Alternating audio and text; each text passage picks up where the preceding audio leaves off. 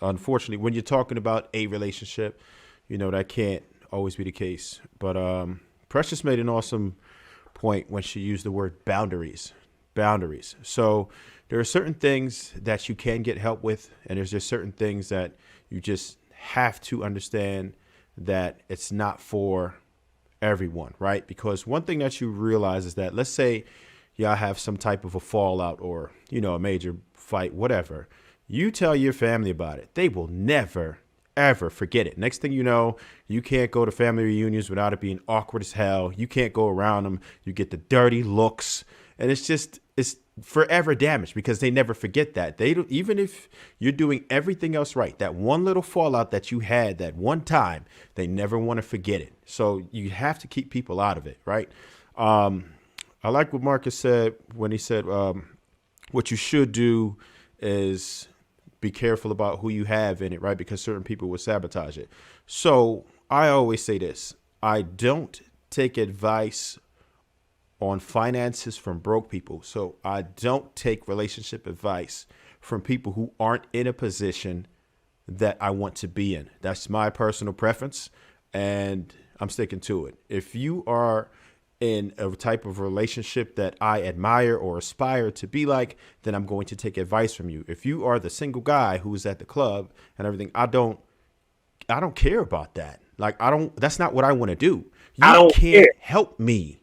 You can't help me because you're not where I want to be for no matter what I do, right? Whether it be finances, when I learned how to fight, I've learned from someone who knew how to fight. Whatever situation that I'm trying to get into, I try to get it from people who are more experienced in that situation than I am. So I think it's very important for us to understand that. And you have to understand where their interest lies as well. It has to be people who you actually trust and that they have your best interest in mind, right? And you also have to trust them because certain information, like I said, there's certain things, no matter what, you just don't include no matter what, right? And it's not necessary. But if you want, what you can include is what got you to that point, right? What started the fight? What started the blow up? And you could be like, no, you know what? How could I avoid this? Or why do you think females respond this way when something happens? That makes sense. So you take advice from as many people as you can. And like I said, you can learn from people who aren't where you want to be, but don't let them teach you anything, if that makes sense to you. But that's what I would do. All right. Go ahead, Paradise. Hate to be that person, not really, but I disagree with you all.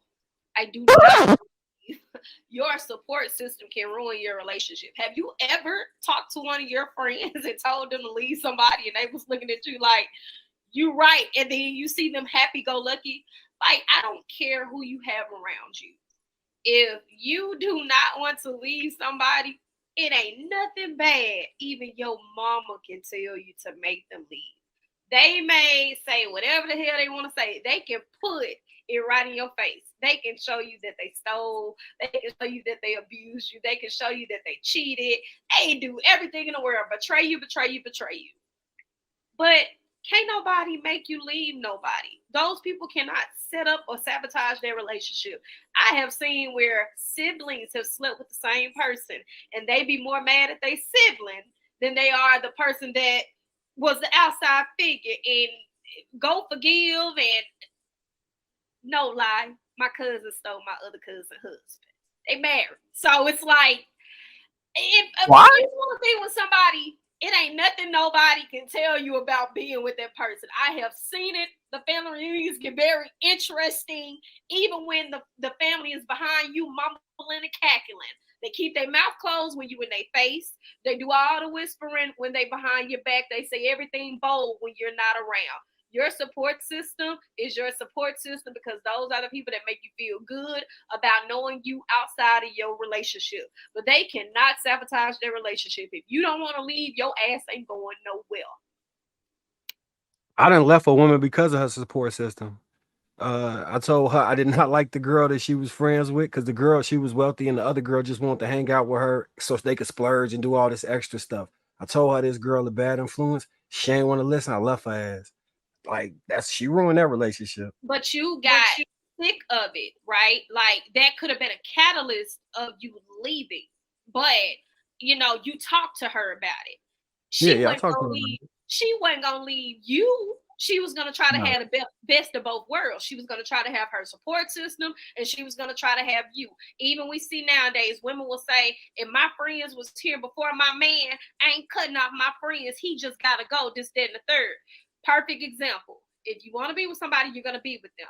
That may be a catalyst as to why you left them, but they didn't sabotage your relationship. You left her because you didn't want to tolerate that shit. Yeah, I wasn't tolerating that shit at all. Yeah, she must have thought she was R. Kelly, but that shit, the best of both worlds, ain't work as an album or in that relationship. Her ass got left. I'm fine with that. I ain't about to play. No. I don't care. Go ahead, Lego. Most of the time, and I'm just going to say it, nobody else wants to say it, women's support system versus men's support system. So most of the time, the woman's support system is not a support system. Is their confirmation of what they're already thinking system, right?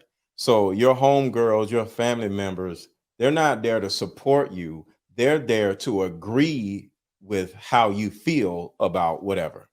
So this is dysfunctional, and to actually call it a support system is what's actually hurting you, because sometimes, in my opinion, the word support is dysfunctional when women use it in the wrong context.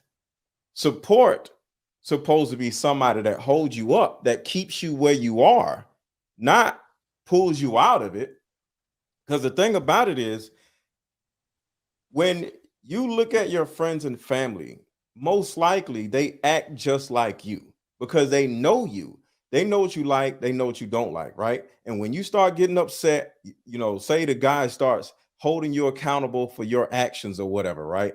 And then you go to your friends or family and says whatever, right? You're going to storyline it in a way that the guy is the problem. So if you storyline it in a way that the guy is a problem, of course they're going to support you. And just like you self-sabotage relationships, your friends and family are going to do the exact same thing that you do. They're going to help you self-sabotage relationships, because in all essence, they ain't got no man either. So they see it as a bonus if you get out of this relationship, because now they have more access to you to vent to. You know, your homegirls love to vent to you about stuff, and you're more receptive to them venting about dumb shit that goes on in their lives when you're single. So I always say the black woman is the black woman's biggest enemy. Black women keep other black women single. So when you look at the word or the context of support system, you got to look at your own life and your own friends and say to yourself, is this a support system, or are these people just simply confirming what I already think about my own self and about men? Because if you think men are trash, they think men are trash. So the second you get with a man, everybody's going to think it's not going to work out because all y'all think men are trash. That is not a support system.